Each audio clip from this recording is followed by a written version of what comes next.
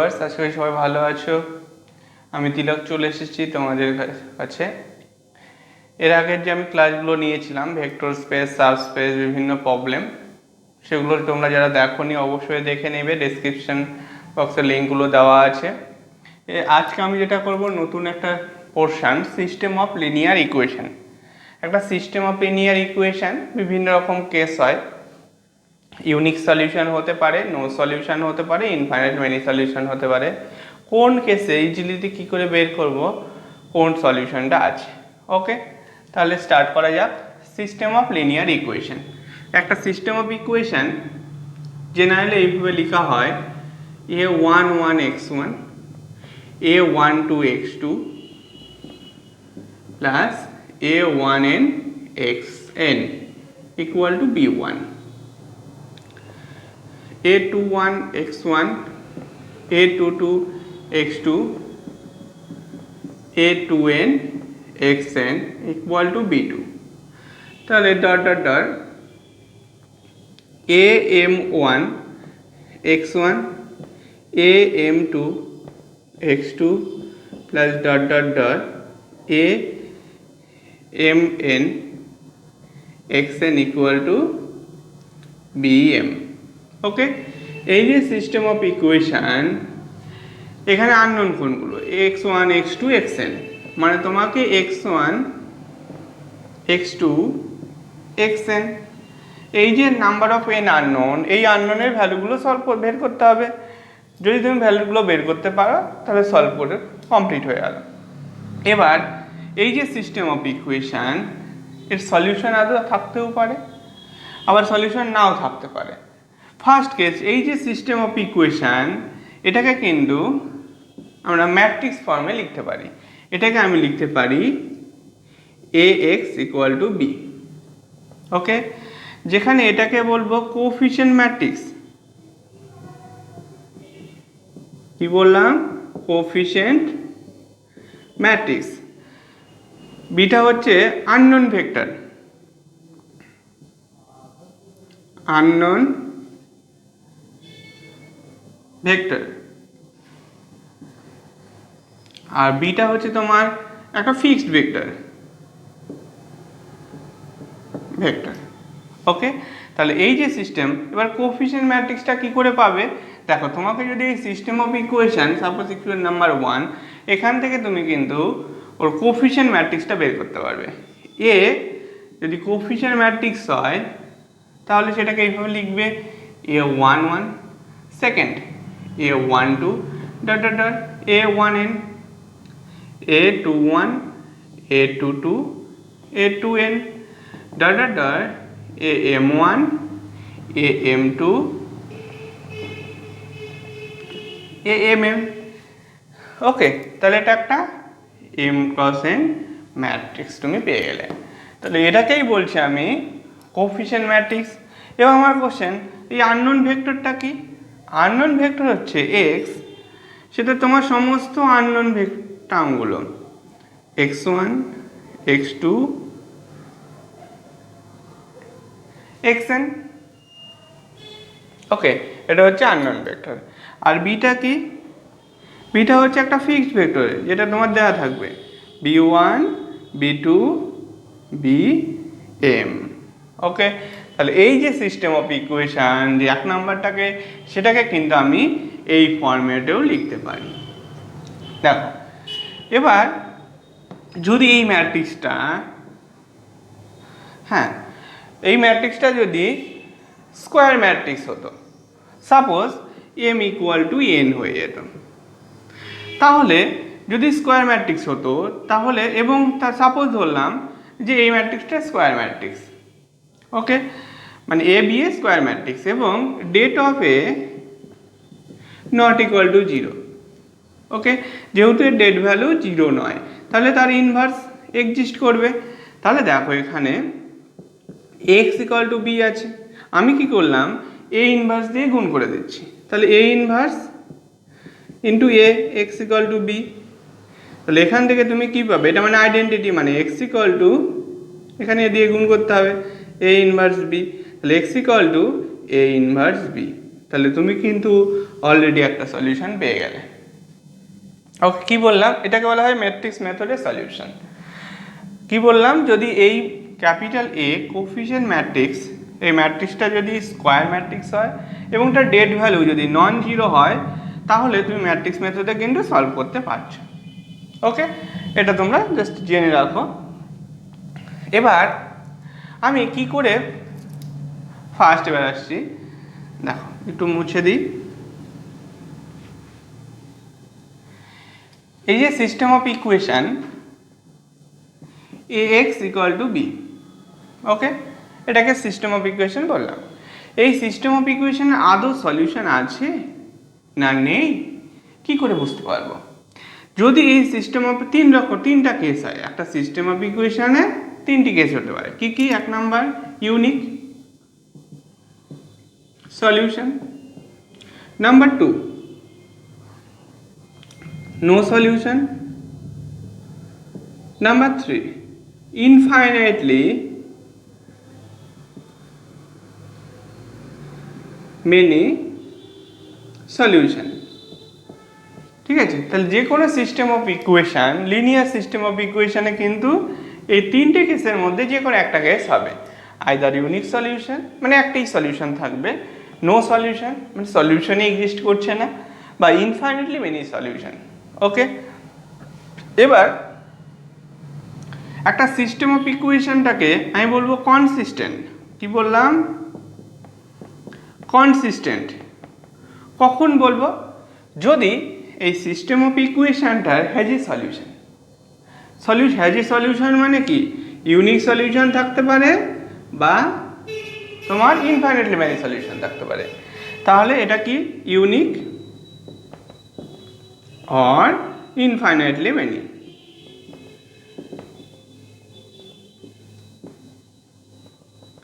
তাহলে এর মধ্যে যে কোনো একটা হলেই তাহলে আমি কনসিস্টেন্ট। ইনকনসিস্টেন্ট,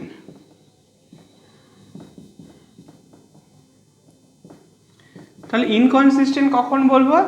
যখন দেখবো নো সলিউশন,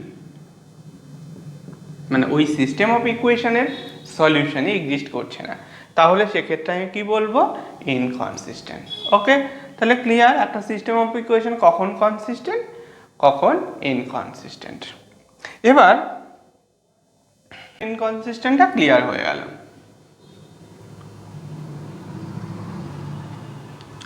দেখো, এবার আমি আর একটা কথা এখানে প্রসঙ্গত বলে রাখি, এই যে সিস্টেম অফ ইকুয়েশনটাকে, এটাকে হোমোজিনিয়াস আবার নন হোমোজিনিয়াস দুরকম কেস হয়। এটাকে আমি হোমোজিনিয়াস কখন বলবো? যদি রাইট হ্যান্ড সাইড মানে বি আমি ax ইকুয়াল টু বি বলেছিলাম, এই বি ফিক্সড, এই ভেক্টরটা যদি নন জিরো হয়। কি বললাম? যদি b not equal to zero vector, তাহলে আমি বলবো নন হোমোজিনিয়াস।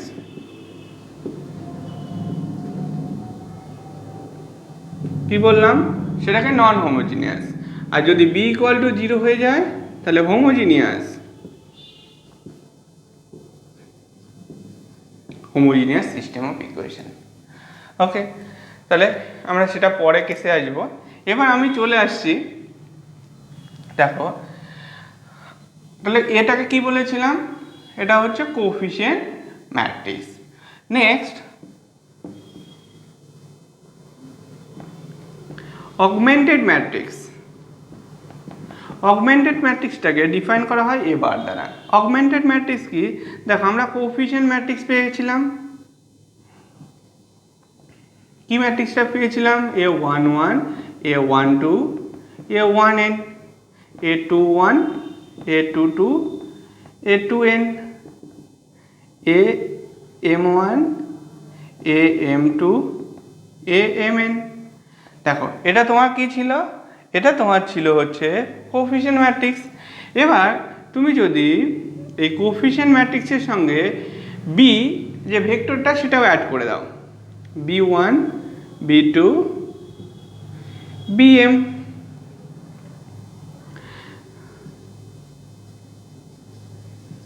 দেখো, তাহলে এটা হচ্ছে কোফিশিয়েন্ট ম্যাট্রিক্স, এটা হচ্ছে বি ভেক্টর। এই যে একটা ম্যাট্রিক্স পেয়ে গেলে সেটাকে তুমি কি বলবে? সেটা হচ্ছে তোমার অগমেন্টেড ম্যাট্রিক্স। আমরা কিন্তু যে সলিউশন করব সেখানে কিন্তু এই অগমেন্টেড ম্যাট্রিক্সটা খুব ভাইটাল। ওকে, তাহলে বলো তো এর অর্ডার কত হলো? এর অর্ডার হয়ে গেল কিন্তু 1 বেড়ে গেল। আগেরটা কত ছিল? m ক্রস n, তাহলে m ক্রস n প্লাস 1, কারণ এখানে কলাম সংখ্যা n প্লাস 1টা আছে। ওকে, এবার কিছু ফর্মুলা। এই আমরা র্যাঙ্ক বের করতে জানি, একটা ম্যাট্রিক্স থাকলে তার র্যাঙ্ক বের করতে জানি এলিমেন্টারি রো বা কলাম অপারেশন করে যে কটা নন জিরো রো পাই সেগুলো আমরা কি বলি? ওর র্যাঙ্ক। ওকে, ফার্স্ট এই যে system of equation unique solution, unique solution if, খুব ভালো করে মনে রাখবে, if rank of A equal to rank of এবার, এবার মানে বলেছি augmented matrix, equal to number of variable, number of variable. কি বললাম? 1 নাম্বার ইউনিক সলিউশন। এই সিস্টেম অফ ইকুয়েশনের ইউনিক সলিউশন তখনই থাকবে rank of A equal to rank of A bar equal to number of variable. Number 2,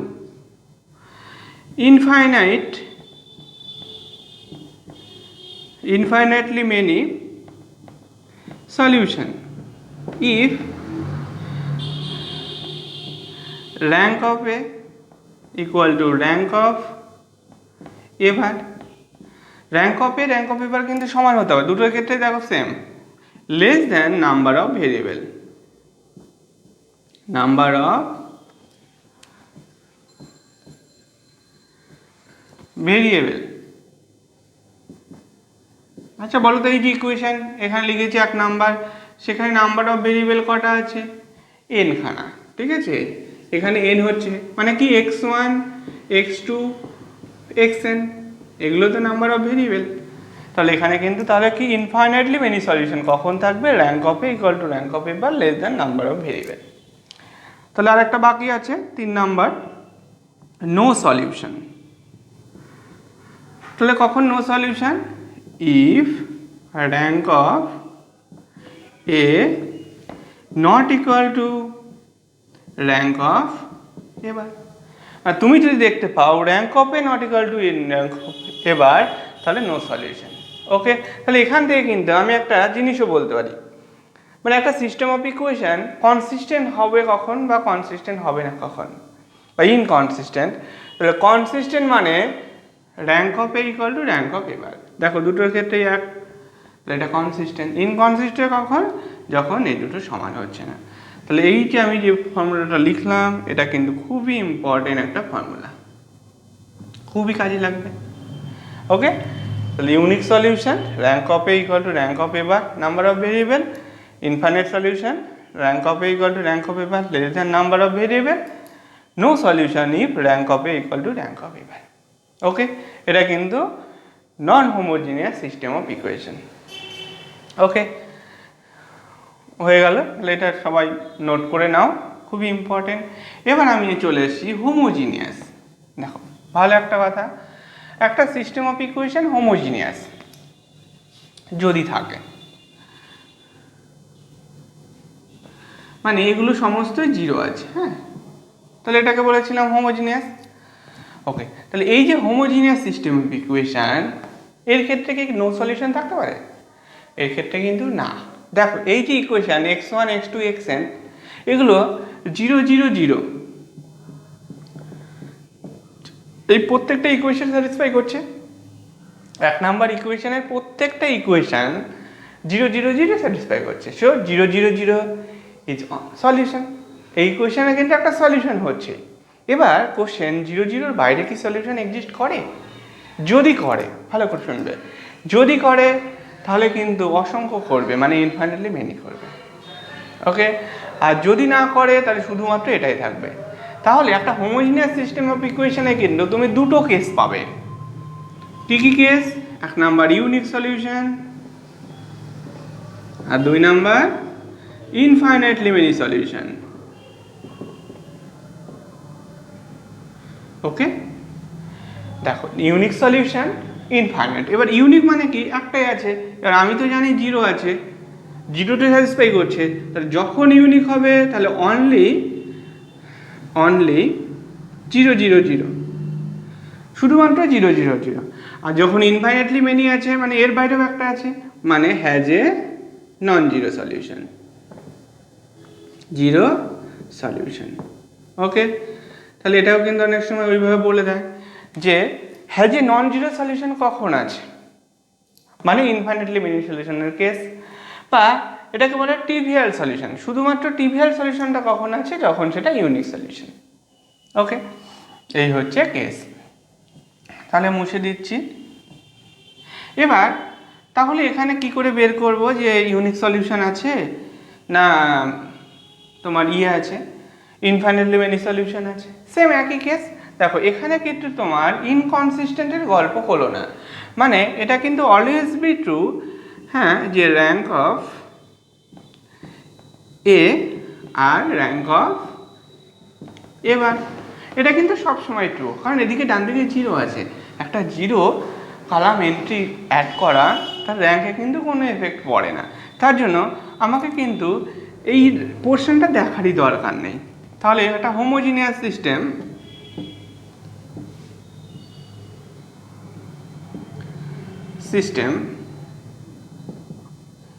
system of ইকুয়েশনের যদি হয়, এক number unique solution if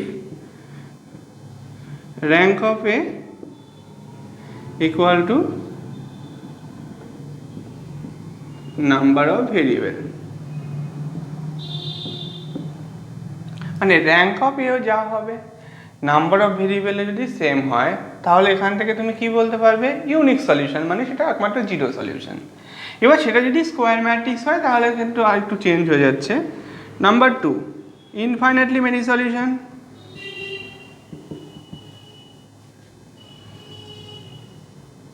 solution, বা অনেক সময় আমি বলবো নন জিরো সলিউশন। হ্যাঁ, non zero solution if rank of A less than number of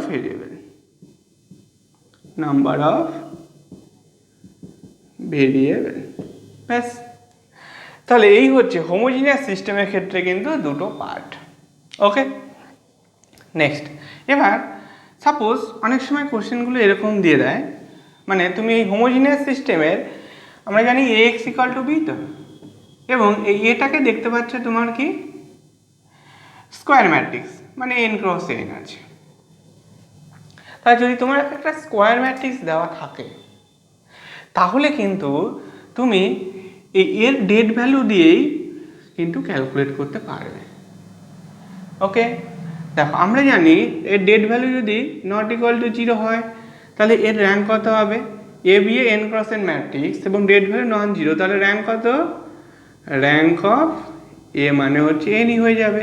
তাহলে যখন det value not equal to zero, rank of A মানে এন, এন মানে নাম্বার অফ ভেরিয়েবল, তাহলে ডেট ভ্যালু যদি নন জিরো হয়, তাহলে unique সলিউশনের জন্য কিন্তু আমি একটা স্কোয়ার ম্যাট্রিক্সের যদি det value not equal to zero হয় তাহলে হবে।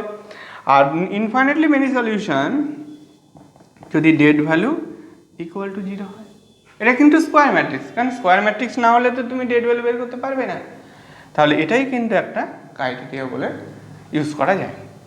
ওকে, নেক্সট।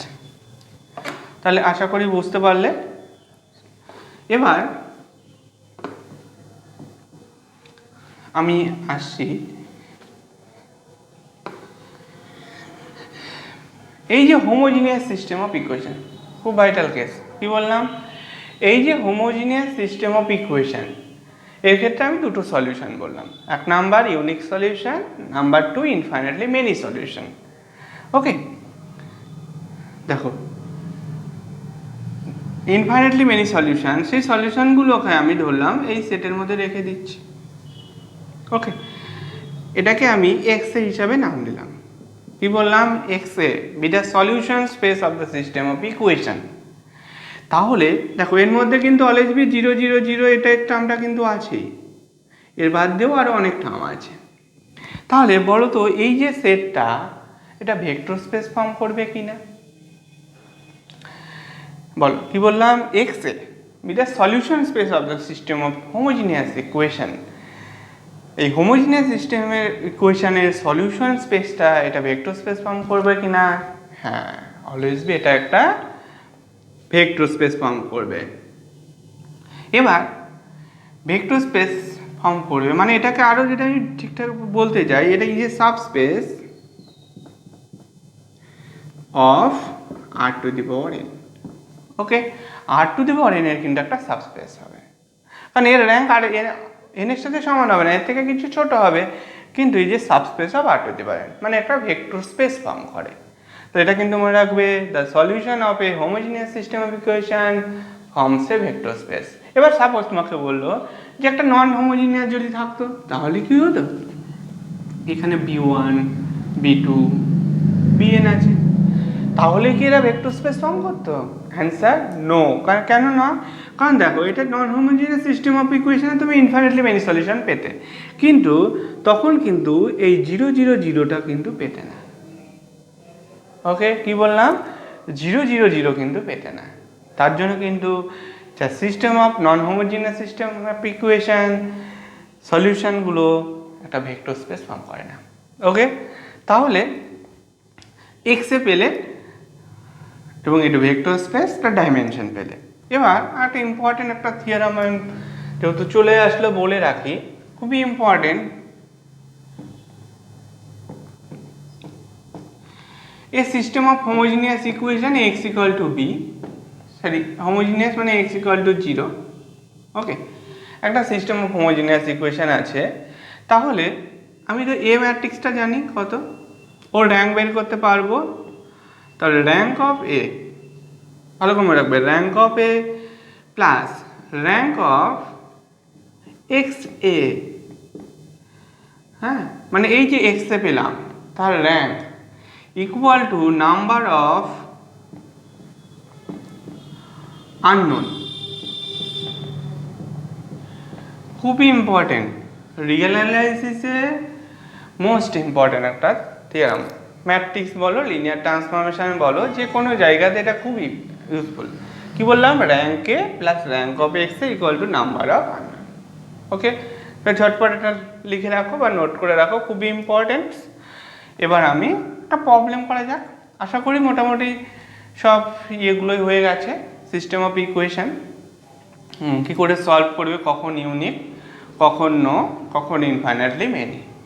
ওকে, এবার দেখো আরেকটা আমি ডিটেলস এখানে বলছি না যে কী করে সলভ করবে, আমি জাস্ট কন্ডিশানগুলো বের করছি যে কখন কোন সলিউশন ইউজ করবে, ইউনিক না ইনফাইনাইটলি মেনি না নো সলিউশন। এবার তুমি যদি সলিউশন করতে চাও, ভালো করে আমি একটু টেকনিকটা জাস্ট একটু বলে রাখি, যদি তুমি সলিউশনটা করতে চাও, একটা এবারটাকে তুমি ইউজ করলে, এবার হচ্ছে এটা, এবার এর উপর এলিমেন্টারি রো অপারেশনগুলো ইউজ করবে, করে এলিমেন্টারি রো অপারেশন ইউজ করে মানে 1 0 মানে জাস্ট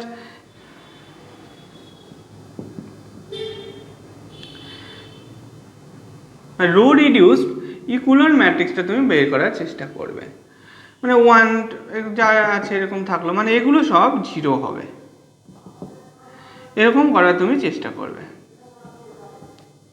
ওকে, তাহলে এটাকে ইকুইভ্যালেন্স টু তুমি একটা x1 x2 xn এগুলো বলতে পারো, xn ইকুয়াল টু bn। ওকে, এবার এটাকে গুণ করলেই তুমি ইজিলি কিন্তু ওর প্রত্যেকটা ভ্যালুর সলিউশনগুলো পেয়ে যাবে। ওকে, তো এটা হচ্ছে সলিউশনের টেকনিক, মানে এবারটাকে এলিমেন্টারি রো অপারেশন করে রো রিডিউসড ইকুয়াল ম্যাট্রিক্সটা আমরা বের করার চেষ্টা করব, করে সেখান থেকে সলভ করব, কারণ মেন ইকুয়েশন সিস্টেম অফ ইকুয়েশনও যা এর রো রিডিউস ইকুয়াল ম্যাট্রিক্সের ক্ষেত্রে যে সিস্টেম অফ ইকুয়েশন পাবো সেম, তাহলে আমরা এটাকে যখন সলভ করব তখন ইজিলি সলভ হয়ে যাবে। তাহলে এই হচ্ছে আমার সিস্টেম অফ হোমোজিনিয়াস এবং নন হোমোজিনিয়াস ইকুয়েশনকে সলভ করার টেকনিক। ওকে, ঠিক আছে, তাহলে আজকে এটুকুই থাক, জাস্ট ডেফিনেশনগুলো তোমরা রপ্ত করে নাও। আমি নেক্সট ক্লাসে খুব শীঘ্রই একটা ক্লাস আসছে, সেখানে আমি প্রবলেমগুলো করব। ওকে, আজকে জাস্ট বলে দিলাম কি সিস্টেম অফ ইকুয়েশন কী করে সলভ করতে হয় এবং কোন কোন কন্ডিশন কীভাবে করতে হয়। ওকে, আমার ভিডিও যদি ভালো লেগে থাকে তোমরা অবশ্যই চ্যানেলটিকে সাবস্ক্রাইব করবে এবং আমার পুরনো ভিডিওগুলো অবশ্যই দেখবে, লাইক কমেন্ট শেয়ার করবে। ওকে বাই, টাটা, ভালো থেকো।